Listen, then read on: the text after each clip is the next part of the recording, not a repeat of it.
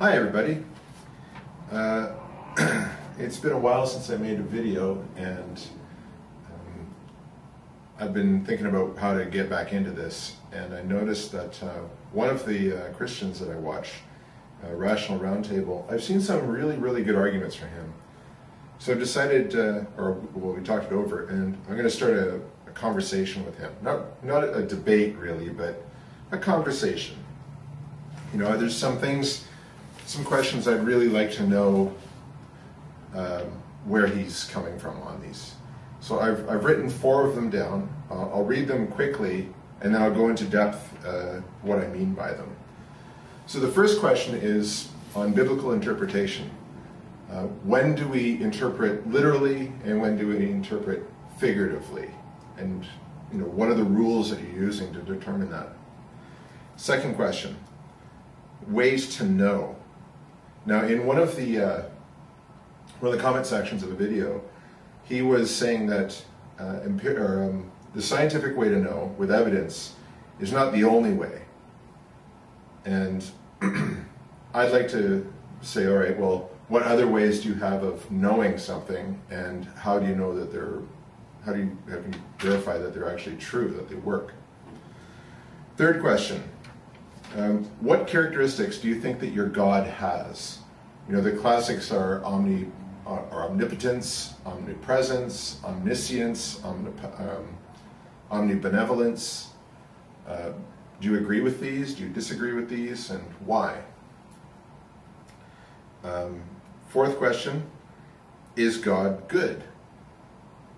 And this is, how do you define good? And what is it that you describe about your God that you would say is good? Well, actually, let's throw a fifth question in there too. And that is, do you believe in the creation story, or do you believe in the scientific view of how the universe got here? In other words, do you believe that everything that we see was poofed in an instant, or in 6 days, by a creator entity? Or do you believe that this is a process over 14 billion years that was simply a series of chain reactions due to natural laws? Now let's go over the questions a little bit. The first question on interpretation, when to take something literally and when to take something figuratively. For myself, when I'm reading something, my default is literal interpretation. I interpret everything literally until I get to something that cannot be interpreted literally.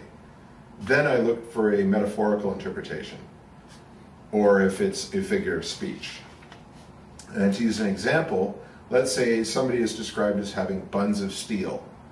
Now, unless you're talking about somebody with robot legs or a sculpture, if you're talking about a human, buns of steel would, you can't have buns of steel unless you got bionic legs.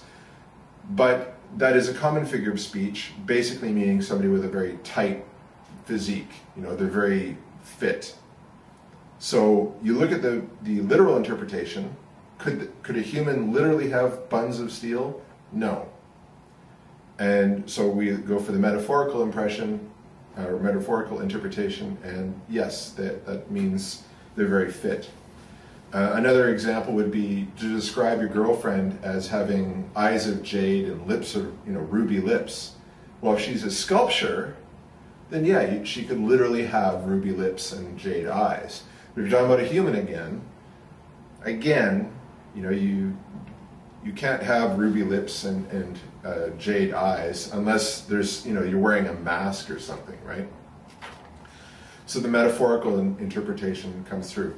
Now, you could either have the literal interpretation be your default and the metaphorical one be the fallback, or the metaphorical interpretation be the default and the literal be the fallback, except that doesn't work, because literally anything could be interpreted metaphorically. Make the bed could be, put your affairs in order, or whatever. So you could literally interpret any statement as a metaphor.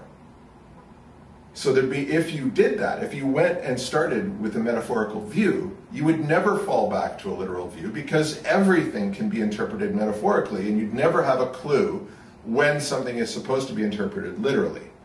However, not everything can be interpreted literally. So that makes more sense. You start interpreting things literally until you can't, and then you fall back to the metaphorical interpretation. Now in the Bible, there's a number of places where Jesus is telling a story, a parable.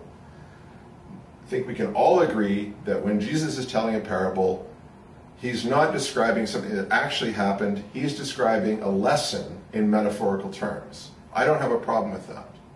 The problem comes when you get to phrases like Jesus telling somebody to sell everything and give the money away.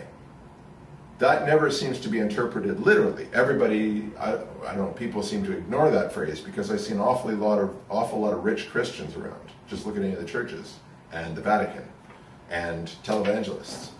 So obviously Christians do not take the sell everything and give the money away statement literally, even though that easily could be taken literally.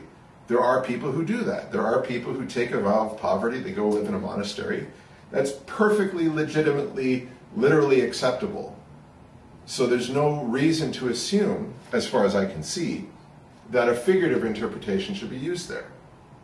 So anyway, that's sort of the context for my question. You know, it's what are the rules you use to determine what's to be what's to be literal and what's to be metaphorical, and why.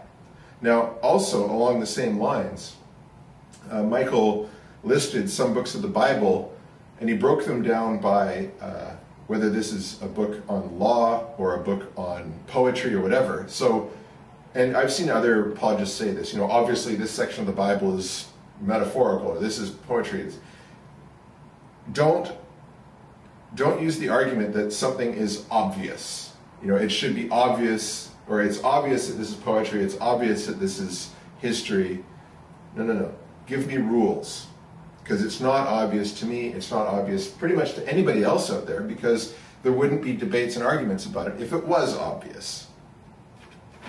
Now, one of the books he listed as being poetic and not literal was the book of Psalms. And sure enough, there's a lot of poetry in Psalms. But now we run into some conflicts. In Luke, I think it's Luke 14, that's where Satan is tempting Jesus. And one of the temptations is Satan takes Jesus up to a high mountain or a high peak or a rooftop or something and says, jump off, and the angels will save you, for it is written that he will not let you strike your foot on the stone. So basically, Satan is quoting something out of some earlier writings. Those writings are in Psalms. So if Psalms are not to be taken literally, why is Satan quoting out of them? And then Jesus says, it is also written, thou shalt not test thy Lord. So Jesus, by saying it is also written, admits that yes, that is written. That is a rule in the book of Psalms. So are the Psalms supposed to be literal or figurative? So what is the thinking there?